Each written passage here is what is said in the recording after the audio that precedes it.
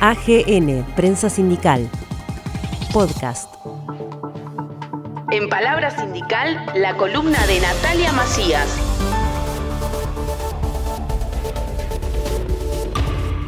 Hola, buen día, espero que estén bien. Quería contarles que durante estas semanas pensaba en qué artista podría ser tan atractivo como Miguel Ángel, o como Leonardo, o como Artemisia, y que además siguiera la línea del tiempo para poder tener una continuidad que estaba contando. Entonces dije, bueno, ¿cuál es el artista o los artistas más importantes de la historia del arte? ¿Quiénes revolucionaron la pintura en su época? ¿Quiénes revolucionaron su época? Bueno, y así fue como surgió que Francisco Goya estaría entre nosotros. Su rebeldía, su ironía, su compromiso con la sociedad y su capacidad artística lo ubicaron como uno de los artistas más importantes de la historia del arte. Así que por eso que decidí compartir algo de la historia de Francisco Goya, y a quienes les interese compartir, que puedan seguir indagando, que puedan seguir profundizando en la vida de él, en la obra de él, que es increíble, ¿no? Hay como un proceso enorme en su trabajo como artista durante su carrera. Francisco de Goya y Lucientes, que así se llamaba, nació el 30 de marzo de 1746 en Fuendetodos. Fuendetodos es un pueblito en la provincia de Zaragoza. Él se formó en el taller de José Luzán y después de un tiempo se fue a Roma para estudiar el barroco. El barroco es el movimiento que trabajó Artemisia, la artista que hablamos la última vez, ¿se acuerdan?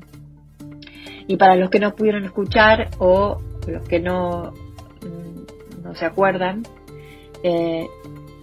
los rasgos más característicos del barroco es el contraste de luz y sombra, por la violencia en las pinturas o el realismo que se ve en la pintura, como la cosa exagerada. Si se tenía que pintar un anciano, se lo pintaba con todas sus arrugas; si se tenía que pintar a alguien pobre, se lo hacía sufriente, como Artemisia. Si tenía que cortar un cuello, lo iba a hacer lo más salvaje posible, con sangre y todo.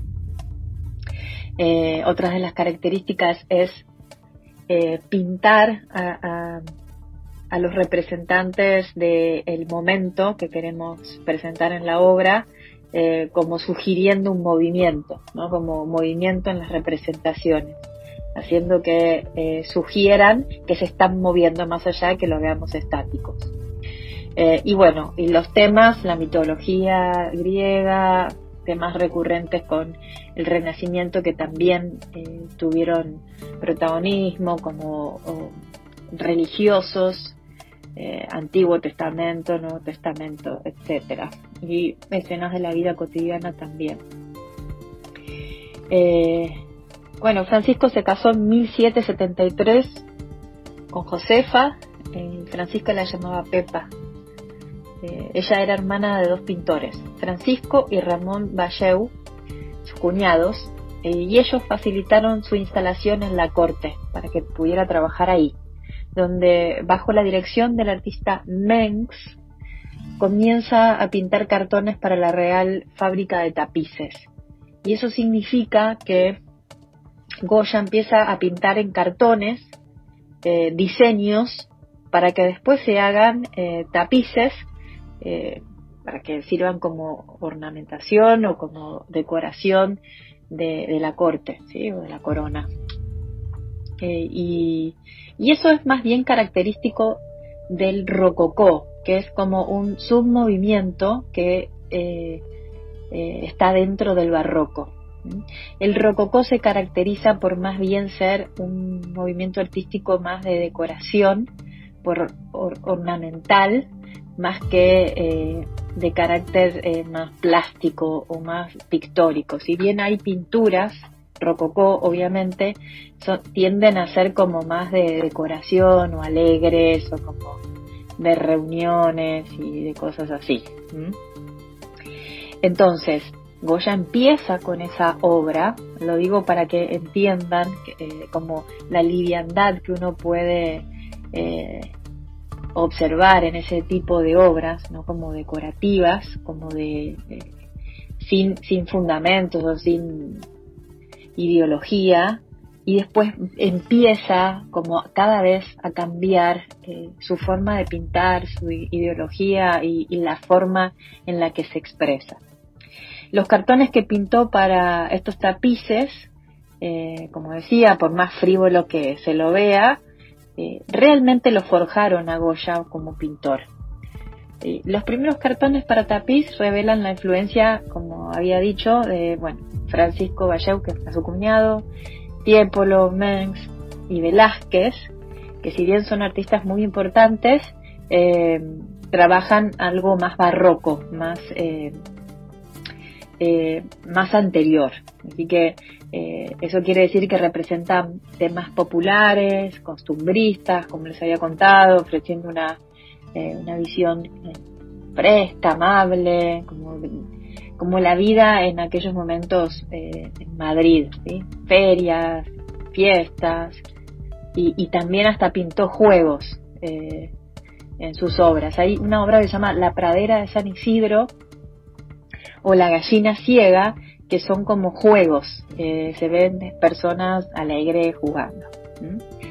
A lo largo de los cartones el tema empezó a cambiar, se fue adaptando y empezó a mutar y a transformarse como en una crítica, ¿no? Poniéndole sarcasmo, como que se observan algunos detalles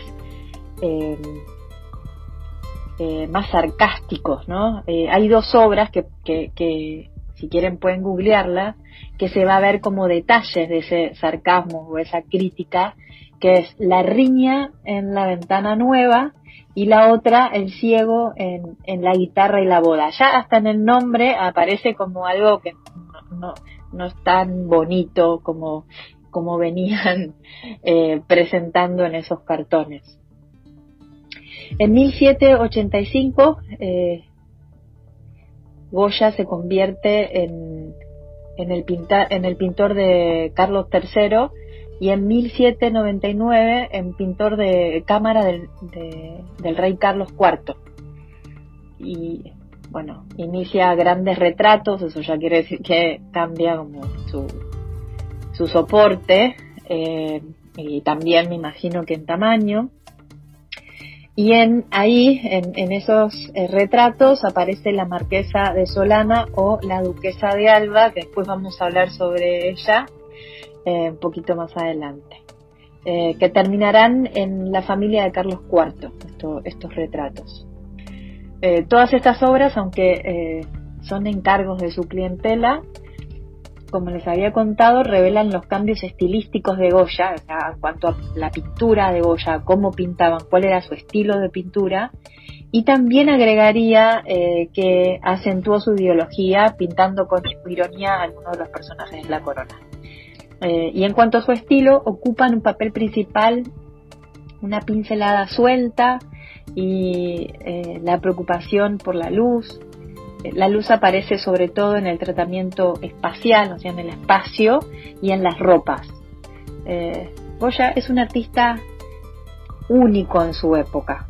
Como que empieza estudiando barroco, pasa por el rococó, como habíamos contado, pinta esos cartones para tapices decorativos y ornamentales, muy característico del rococó, y se lo considera un artista romántico, y que después vamos a hablar de qué se trata y por qué se lo llama romántico, y también se dice que es el precursor del expresionismo. Así que estamos hablando de estilos en donde abarca un montón de siglos, desde el siglo XVII hasta el siglo XX, así como correlativo, como lo nombré, ¿no? De barroco, rococó, romántico, expresionismo. Y si hiciéramos un recorrido del arte, de la historia del arte, entonces podríamos decir que Goya abarcó bastantes periodos. Y como decía, que Goya acentuaba su ironía en sus retratos, algunos se destacaban por la penetración psicológica. Esto quiere decir es porque nos capta simplemente los rasgos físicos, sino que traspasa la apariencia para indagar en los rasgos anímicos y mostrar su antipatía o su simpatía por el personaje que estaba pintando. Eso es muy característico de él. La capacidad que tenía Goya para retratar, esto de captar rasgos anímicos y mostrar su antipatía o simpatía por el personaje a representar, en este caso más bien simpatía, se ve muy bien reflejado en estas dos obras de las más importantes de la carrera de Francisco de Goya y dos de los retratos más importantes de la historia del arte, que son La maja desnuda y La maja vestida. Estas dos obras fueron creadas en un contexto en donde hay diferentes versiones, y a mí me gustaría hablar un poco de estas versiones, empezando a contar quién es la persona que encarga estas dos obras. Y esa persona es Manuel Godoy, que era un gobernante bajo el reinado de Carlos IV, uno de los reyes que nombré anteriormente, y se sabía que tenía una afición muy conocida. Esa afición era su gusto por el arte erótico.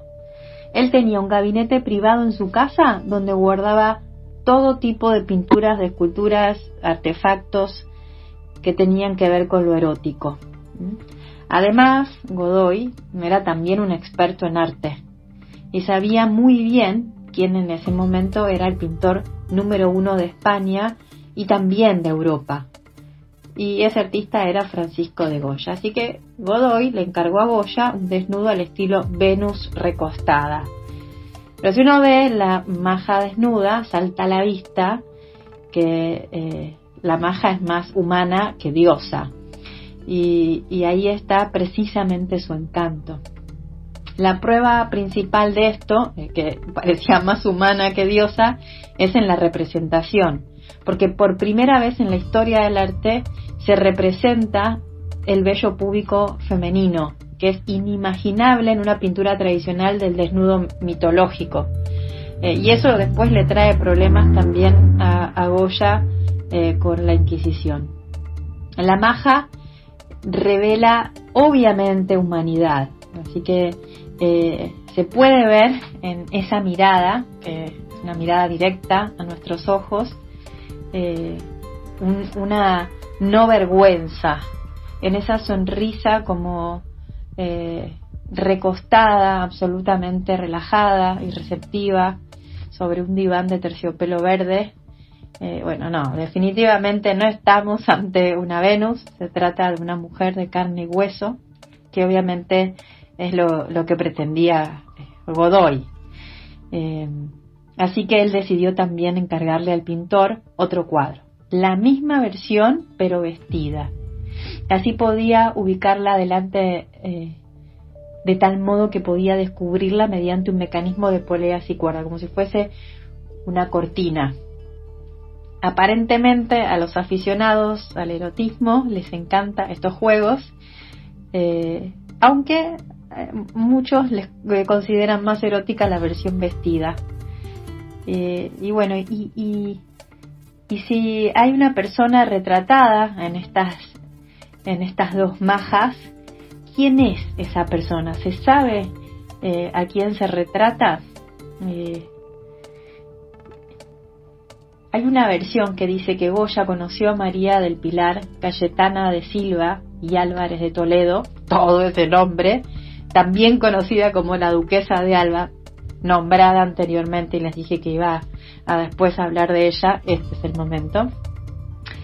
Goya conoció a esta Duquesa de Alba cuando ella tenía 24 años y cayó rendido ante su belleza, ante su inteligencia y sobre todo ante su encanto. No hay pruebas de que hayan sido amantes, pero sí de que hubo una íntima amistad que le permitió representarla muchas veces. Si bien es cierto que su cara se parece bastante a la de las majas, también es cierto que cuando se pintó estas obras, la duquesa estaba enferma y de hecho murió durante esos años. Así que no sabemos si realmente fue ella la retratada. Además, volviendo a Godoy, hay que reconocer que es extraño que él tenga un retrato desnudo de la duquesa. No por él, que seguro estaría encantado, sino que más bien por ella e incluso por Goya. Es por eso que hay muchos expertos que consideran que las majas no son la duquesa de Alba, sino que en realidad son retratos de Pepita Tudó, que es una amante de Godoy. Y eso como que cierra un poco más. Además, Goya nunca declaró quién es la persona, ¿no? Como que siempre guardó el secreto sobre la identidad de la maja desnuda y de la maja vestida, y no habló incluso cuando se lo exigió ante la Santa Inquisición, que me imagino no deben haber sido muy amables. Esto fue en una de sus últimas intervenciones, hablo de la Inquisición, que por suerte no llegó a su habitual final, gracias a la intervención de un cardenal amigo de Goya que le salvó la cabeza. Y bueno, la obra de Goya es bastante amplia y muy jugosa en todos sus aspectos, así que vamos a continuar el sábado que viene y los invito a que podamos continuar con esta historia. Y lo que les puedo adelantar es que la parte que vamos a continuar revisando, estudiando y contando sobre Francisco de Goya tiene que ver más bien con un momento más de introspección por su enfermedad que lo deja sordo. Así que su obra cambia de rumbo y termina trascendiendo mucho más de lo que venía trabajando hasta ahora Francisco de Goya. Bueno, los saludo y nos encontramos el sábado que viene. AGN, Prensa Sindical, Podcast.